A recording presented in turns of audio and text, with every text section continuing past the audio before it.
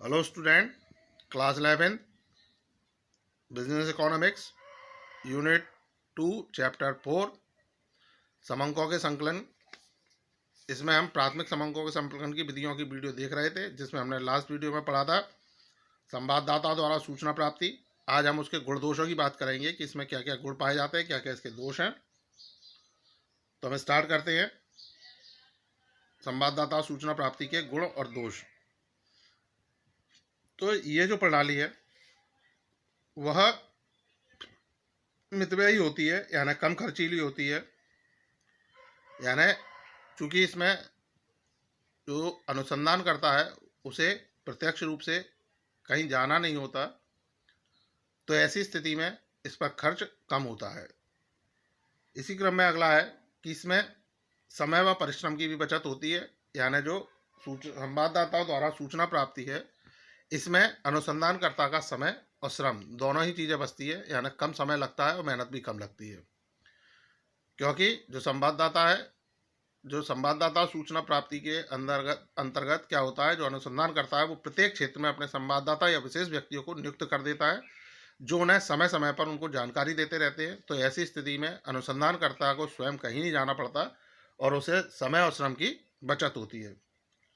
अगला है, इस विधि के द्वारा जो दूर दराज के क्षेत्र है, जो दूरस्थ क्षेत्र है, वहाँ से इनको लगातार सूचनाएं प्राप्त होती रहती हैं। यानी हर क्षेत्र की इन्हें सूचना आसानी से प्राप्त हो जाती है।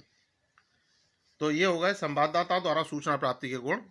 अब हम बात करेंगे संवाददाता द्वारा सूचना प्राप्ति के दोष। तो इस विधि में समंक शुद्ध और मौलिक नहीं होते, यह समंकों में शुद्धता व मौलिकता का अभाव पाया जाता है। अब जो संवाददाता द्वारा सूचना प्राप्ति होती है, इसमें जो समंक संकलित किए जाते हैं, समंकों को जो इकट्ठा किया जाता है, एकत्रित किया जाता है, वह पूरी तरह से शुद्ध और मौलिक हों ऐसा संभव नहीं है। क्योंकि इसमें जो संवाददाता होते हैं वो अपने अनुमान, अपने अनुभव, अपने ज्ञान के आधार पर जानकारी एकत्रित करते हैं। तो ये जरूरी नहीं है कि जिस समस्या के लिए हम आंकड़े एकत्रित कर रहे हैं वो हमें पूरी तरह से शुद्ध प्राप्त हो, मौलिक रूप में प्राप्त हो। तो ये इसकी एक कमी हो गई। इसी क्रम में आगे एक रूपता का अभाव। तो यहाँ जो अलग अलग संवाददाता अलग अलग क्षेत्रों में नियुक्त किए जाते हैं, उनके द्वारा अलग अलग विधियों का प्रयोग करके समंक संकलित किए जाते हैं, इकट्ठे किए जाते हैं। तो ऐसी स्थिति में जो समंक एकत्रित किए गए वह एक रूप नहीं होंगे।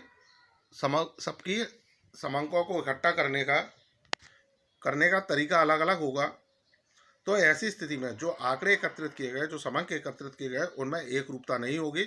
और जब आंकड़े एक रूप नहीं होंगे तो उनके द्वारा निष्कर्ष निकाले जाएंगे, जो परिणाम ज्ञात किए जाएंगे, वो भी पूरी तरह से सत्य नहीं होंगे। इसी क्रम में अगला है, समंक पक्षपात पूर्ण एवं एकागी होते हैं।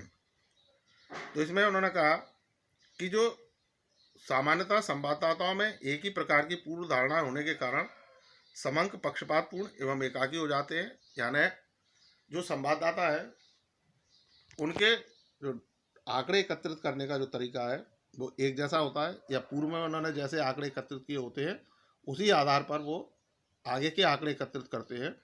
तो ऐसी स्थिति में जो समंक होते हैं वो पक्षपातपूर्ण हो जाते हैं, यानी वो सही ढंग से एकत्रित नहीं किए जाते, वो एक ही तरीके से कई चीज़ें छोड़ देते हैं, कई चीज़ें शामिल कर लेते हैं। और एकागी यानी एक जैसे हो जाते हैं।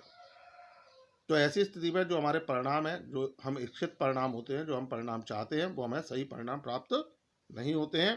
सो स्टूडेंट, आपको संवाददाता द्वारा सूचना प्राप्ति के गुण दोष समझ में आए होंगे। इनसे डाउट और क्वेरीज के लिए आप संपर्क कर सकते हैं।